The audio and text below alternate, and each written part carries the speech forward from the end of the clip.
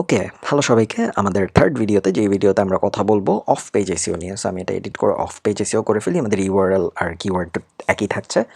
Of page এসইওর জন্য আমরা প্রথম ভিডিওতে মনে আছে বলেছিলাম যে ব্যাকলিঙ্ক খুব ইম্পর্ট্যান্ট। গুগলের তো 200-300 র্যাঙ্কিং ফ্যাক্টর আছেই, বাট অফ পেজ এসইওর জন্য সবচেয়ে বেশি ইম্পর্ট্যান্ট হলো ব্যাকলিঙ্ক।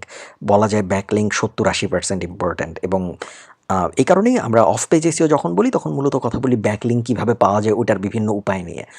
আবারও প্রথম ভিডিওর শুরুতে আমি যেরকম কিছু কমন ভুল ধারণার কথা বলেছিলাম যেগুলো আপনাদের ফিক্স করতে হবে, অফ পেজ এসইওর ভিডিওর শুরুতেও আমি কিছু কমন ভুল ধারণা বলি যেগুলো আপনাদের ফিক্স করা উচিত। প্রথমেই হলো গিয়ে চিপ লিঙ্ক, যেগুলো সস্তা লিঙ্ক, যেমন ব্লগ কমেন্ট করে পাওয়া লিঙ্ক, বা ধরেন ইমেজ সাবমিশন করে পাওয়া লিঙ্ক, বা ধরেন ফোরামের ভিতরে কোনো একটা পোস্ট দিয়ে পাওয়া লিঙ্ক। এইসব লিঙ্কের ভ্যালু সেরকম আসলে নাই। একটা লিঙ্কের ভ্যালু কীভাবে ডিসাইড হয় এটা আমি আপনাদের বোঝাই। ধরেন এটা আমার ওয়েবসাইটটা সুন্দর হইল না, বাট ধরেন এটা আমাদের ওয়েবসাইট। আমি এখানে একটা বিড়াল এঁকে ফেলি, তাহলে বোঝা যাবে যে এটা আমাদের ওয়েবসাইট। বিড়াল, ওকে। সো এটা আমাদের ওয়েবসাইট। এখন আমাদের ওয়েবসাইটটা যদি আমরা র্যাঙ্ক করতে চাই তাহলে আমাদের দরকার ব্যাকলিঙ্ক, তাই না? সো ধরলাম এই সেকেন্ড ওয়েবসাইটটা আমাদের ব্যাকলিঙ্ক দিয়েছে। এই ব্যাকলিঙ্কটার ভ্যালু কীরকম এটা আমরা কিভাবে বুঝবো? এই ব্যাকলিঙ্কটার ভ্যালু তত বেশি যত এই ওয়েবসাইটটার অন্যান্য ওয়েবসাইট থেকে ব্যাকলিঙ্ক আছে। বোঝাতে পেরেছি আমি? সো আপনাকে যদি ধরেন আপনি দুইটা ব্যাকলিঙ্ক পেজ, ধরেন এটা আপনার ওয়েবসাইট, আর আমি ধরি, আমি যদি এটা জুম আউট করে ফেলি, বেশি জুম আউট হয়ে গিয়েছে। ধরেন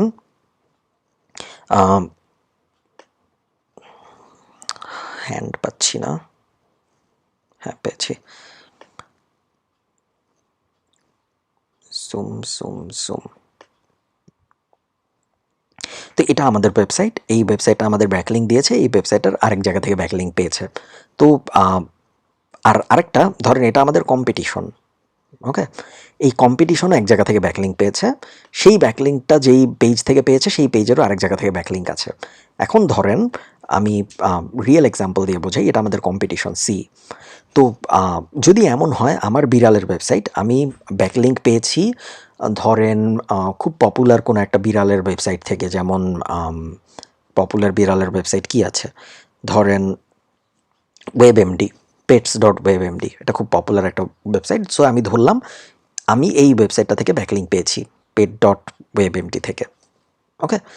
এখন এই এই যে এই ওয়েবসাইটটা আবার ব্যাকলিঙ্ক পেয়েছে ধরলাম আমি আরও খুব ভালো একটা ওয়েবসাইট থেকে, যেমন ধরেন এই ওয়েবসাইটটা ব্যাকলিঙ্ক পেয়েছে আমি ধরলাম বিবিসি থেকে, কথার কথা। সেক্ষেত্রে আমার ওয়েবসাইটের যে এই যে ব্যাকলিঙ্কটা, এই ব্যাকলিঙ্কটার ভ্যালু অনেক বেশি, কারণ এই ব্যাকলিঙ্কটার যেই ব্যাকলিঙ্ক সেই ব্যাকলিঙ্কটা খুব পাওয়ারফুল। অন্যদিকে ধরেন এই আমার কম্পিটিশন, এ ব্যাকলিঙ্ক পেয়েছে সেম, ধরলাম এ ব্যাকলিঙ্ক পেয়েছে ধরেন আমরা আরেকটা এক্সাম্পল নিই এখান থেকে, happycatSite.com, ওখান থেকে, ওকে।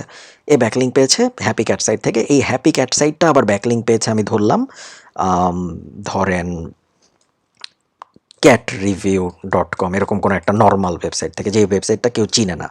সেই ক্ষেত্রে দেখেন pets.webmd, হ্যাপি ক্যাট সাইট দুইটাই পপুলার সাইট, ওকে। pets.webmd আমাকে ব্যাকলিঙ্ক দিয়েছে, হ্যাপি ক্যাট সাইট একে ব্যাকলিঙ্ক দিয়েছে, কিন্তু আমি র্যাঙ্কিং ভালো পাবো কারণ pets.webmdর ওই পেজটাকে আবার বিবিসি র্যাঙ্কিং দিয়েছে। অন্যদিকে হ্যাপি ক্যাট সাইটের এই পেজটাকে র্যাঙ্কিং দিয়েছে catreview.com নামে আরেকটা পেজ, যেটা অত পপুলার না। সো সেকেন্ড লেভেল এবং থার্ড লেভেল ব্যাকলিঙ্কের খুব ইম্পর্টেন্স আছে, এই ব্যাপারটা আপনাদের অফ পেজের ক্ষেত্রে মাথায় রাখতে হবে। সো ব্যাকলিঙ্ক পাওয়ার বিভিন্ন উপায় আছে। সো ব্যাকলিঙ্ক পাওয়ার উপায়ের জন্য আমি যদি আবার সব কিছু রিমুভ করে দিই, রিমুভ করে আমরা যদি একটু চিন্তা করি ব্যাকলিঙ্ক কীভাবে পাওয়া যায়, একটু আগেই তো আমি আপনাদের বললাম যে চিপ ব্যাকলিঙ্ক, যেগুলো সস্তা ব্যাকলিঙ্ক, ওগুলো সেরকম দাম নাই। সো এই হইলো আমার ওয়েবসাইট, আমি চাই ব্যাকলিঙ্ক। পৃথিবীতে আরও হাজার হাজার লাখ লাখ ওয়েবসাইট আছে, তাই না? এসব ওয়েবসাইটের কাছ থেকে আমার ব্যাকলিঙ্ক নিতে হবে। প্রথমেই নেওয়ার আগে মাথায় রাখতে হবে আমার ওয়েবসাইট যদি হয় ক্যাট নিয়ে, আর আমি যদি ব্যাকলিঙ্ক নিতে যাই আইফোন নিয়ে একটা ওয়েবসাইট বানানো, সেই ওয়েবসাইটের কাছ থেকে ওই ব্যাকলিঙ্কের কোনো মূল্য নাই। ব্যাকলিঙ্ক সবসময় হইতে হবে রেলেভেন্ট মানে আমার ওয়েবসাইট যেই টপিকে, ওই যেসব ওয়েবসাইট থেকে আমি ব্যাকলিঙ্ক নেব ওই সব ওয়েবসাইটও সেম টপিকের হইতে হবে, তাহলেই গুগল বুঝবে যে না এই ওয়েবসাইটটা আসলে ইম্পর্টেন্ট, এবং সেই ওয়েবসাইটটাকে তখন গুগল আরও ভালো র্যাঙ্কিং দিবে। তো এই যে এইসব ওয়েবসাইট থেকে আমি ব্যাকলিঙ্ক নিব, কিভাবে নেওয়া যায়? প্রথমেই সবচেয়ে পপুলার যে মেথডটা সেটা হলো গেস্ট পোস্ট। আমরা এইসব ওয়েবসাইটের কাছে মেইল করে বলতে পারি যে আমি তোমার ওয়েবসাইটে একটা ফ্রি আর্টিকেল লিখে দিব, আমি তোমার ওয়েবসাইটে একটা ফ্রি আর্টিকেল লিখে দিব, ইত্যাদি ইত্যাদি। তার বদলে তোমার ওই যে আর্টিকেলটা আমি লিখে দেবো, ওই আর্টিকেলটা থেকে আমি আমার ওয়েবসাইটে একটা ব্যাকলিঙ্ক নিব। এটা হলো ফ্রি গেস্ট পোস্ট। ওরা কেন রাজি হবে? ওরা রাজি হবে কারণ ওরা ফ্রি একটা আর্টিকেল পেয়ে গেল। আর সো এটা ওদের জন্য একটা লাভ, ওরা একটা ফ্রি কন্টেন্ট পাইলো, আমাদের জন্য লাভ, আমরা একটা ব্যাকলিঙ্ক পেলাম। এটা হলো সবচেয়ে popular method, guest post. Second যে মেথড অনেক পপুলার সেটা হলো স্কাই স্ক্রেপার, যেটা আপনারা জানেন অনেকেই। স্কাই স্ক্রেপার কি, এটা নিয়ে কথাবার্তা বলে। স্কাই স্ক্রেপার নিয়ে আমি আর ডিটেল বলবো না, কারণ আমাদের এই চ্যানেলে স্কাই স্ক্রেপার নিয়ে একটা কোয়েশ্চেন অ্যান্সারের ভিডিও আছে, যেখানে স্কাই স্ক্রেপার কীভাবে করে না করে ওটা নিয়ে ডিটেইল আলোচনা আছে। মেইন আইডিয়াটা হলো, ধরেন আমি বেস্ট ক্যাট ফুডের জন্য র্যাঙ্ক করতে চাই প্রথম পজিশনে। আমি দেখব প্রথম পজিশনে এখন কে আছে, দেখে তারপরে আমি তাকে এই এই লিঙ্কটা যার যার কাছ থেকে ব্যাকলিঙ্ক পেয়েছে, এই পেজটা, এই ওয়েবসাইটটা।